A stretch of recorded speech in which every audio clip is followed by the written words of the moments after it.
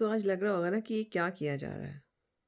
क्यों सफ़ेद बाल दिखाए जा रहे हैं? क्यों अ, क्रोज़ फ़ीट कहते हैं इसको, क्यों क्रोज़ फ़ीट दिखाए जा रहे हैं? क्यों एज स्पॉट्स दिखाए जा रहे हैं? और ये मैं क्या करने की कोशिश कर रही हूँ मैं? एम आई ऑलराइट? येस, मैं नॉर्मलाइज़ करने की कोशिश कर रही हूँ एजिंग को। मैं नॉर्मलाइज़ करने की कोशिश कर रही हूँ बदलाव को और मैं नॉर्मलाइज़ करने की कोशिश कर रही हूँ नॉर्मल को। आजकल हम जिस दुनिया में रहते हैं ना, वहाँ पे क्या हो गया है कि हम इतने ड्रिवन हैं किसी और इन्फ्लुएंस से और एक ट्रेंड से कि हम जो भी नॉर्मल था ना, वो सब हम भूल ही गए हैं और हम बस वो कुछ ट्रेंड्स को या कुछ नॉर्म्स को फॉलो करने लग गए हैं। बिना ये सोचे कि हम ये कर क्या रहे हैं और क्यों कर रहे हैं। अब एजिंग का, बदलाव का होना नॉर्मल है। लेकिन हमने उसको जो है ना एक हौवा बना रखा है कि पता नहीं लोग क्या कहेंगे, ये बाल सफ़ेद हो गए तो अब क्या करेंगे? मेरे भी मन में ऐसे ख़्याल आते थे पहले। जब मेरे नए-नए काफ़ी बाल जब शुरू हो गए व्हाइट होना तो मुझे भी ऐसा लगता था अरे यार! ऐसा हो रहा है। तो एक दिन बहुत ही एक इंटरेस्टिंग चीज़ मैंने पढ़ी, वो मैं ज़रूर आज शेयर करूँगी और वो एक कोट था और वो कोट ये कह रहा था कि ageing is a privilege denied to many.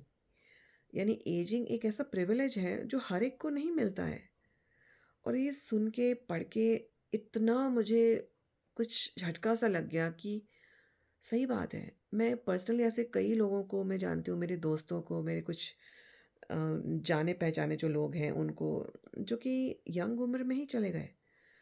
और अगर भगवान ने हमें उम्र दी है तो उसकी जो जो भी प्रोसेस है तो हम उसे एक्सेप्ट करें ना, और हम उससे खुश रहें कि भगवान ने कुछ मौका दिया है हमें, कुछ करने का, कुछ कुछ नया करने का, कुछ सीखने का और कुछ ज़िंदगी को बेहतर बनाने का खुद की और दूसरों की।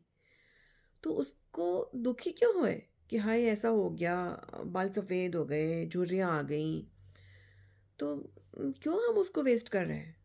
और अब ये सब मैं इस पैरेंटिंग चैनल पे क्यों बता रही हूँ? उसका भी बहुत बड़ा कारण है। उसका कारण ये है कि जब हम अपने बदलाव को लेकर जब हम शांत होते हैं या हम उसको बहुत कूल होते हैं कि हाँ ठीक है, ये हो रहा है, तो हमारे बच्चे भी अपनी ज़िंदगी में आने वाले बदलाव को लेके शांत होते हैं। कई बार हम देखते हैं ना कि टीनेज बच्चों ने सुसाइड कर ली क्योंकि किसी ने उनको बॉडी शेम किया, किसी ने सोशल मीडिया पे उनको ट्रोल किया, उनके लुक्स को लेके, उनको उनकी बॉडी को लेके, शेप, साइज़, कलर किसी भी एंगल को लेके। हुँ? तो वो कितनी दुःख की बात है।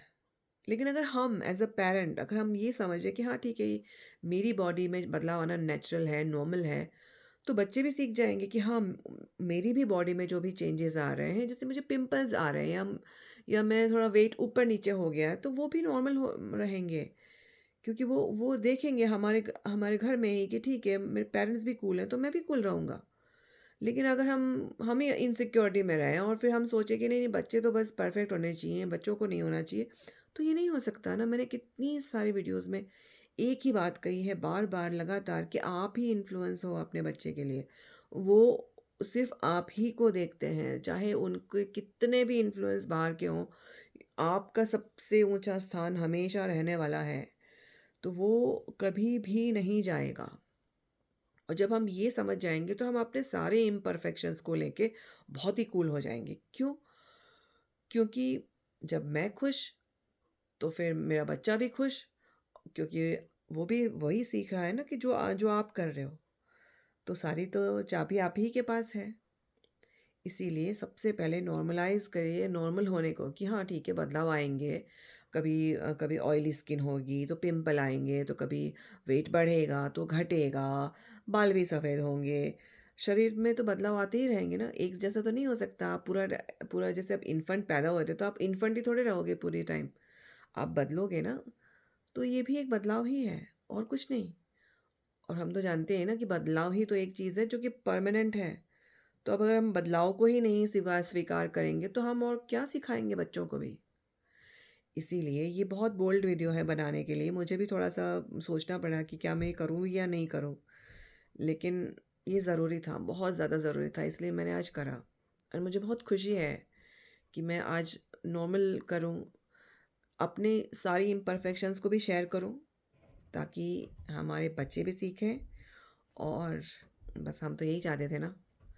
So just think about this. मुझे ज़रूर बताइएगा कि आपको इससे क्या इंसाइट मिली या क्या कुछ कुछ सीखने को मिला। और until next time, just think about this and happy parenting.